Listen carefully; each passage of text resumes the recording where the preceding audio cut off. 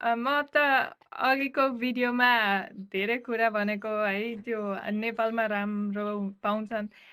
अरू कुरा चाहिँ नेपालमा ल्यान्डस्केप धेरै राम्रो हुन्छ कि हिमाल पनि पाउँछ होइन, समा पनि पाउँछ, जङ्गल पनि पाउँछ, पनि पाउँछ, सबै पाउँछ प्राय संसारमा जस्तो है, पुरै संसारमा जस्तो क्लाइमेटहरू, ल्यान्डस्केपहरू पाउँछ, त्यो चाहिँ नेपालमै सबै सबै हुन्छ। अनि अर्को कुरा चाहिँ लुगा, हरेक के भन्छ अब राई, नेवारहरू, उनीहरू त सबै अर्को आफ्नो आफ्नो लुगा हुन्छन् होइन, आफ्नो आफ्नो ट्रेडिसन हुन्छ।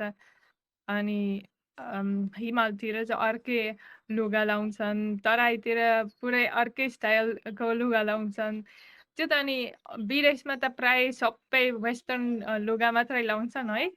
अनि त्यो नेपालमा चाहिँ युनिक नै हुन्छ। त्यसपछि अर्को कुरा चाहिँ गीतहरू, त्यस्तो डोहोरी गाउने त्यो एकदम एकदम स्पेसल हुन्छ कि त्यो त अर्को देशमा त्यस्तो पाउँदैन।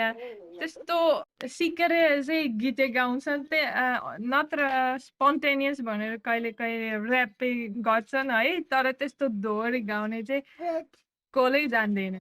अर्को कुरा भने छिमेकीहरू साथीहरू जस्तो हुन्छन् है नेपालमा, त्यो चाहिँ अरू देशहरूमा त्यस्तो त हुँदैन। यो नेदरल्यान्डहरूतिर छिमेकीहरू त्यति चिन्दैनन् है, अनि बिहेमा बोलाउँदैनन् है, त्यस्तो कुरा छिमेकी बोलाउँदैन।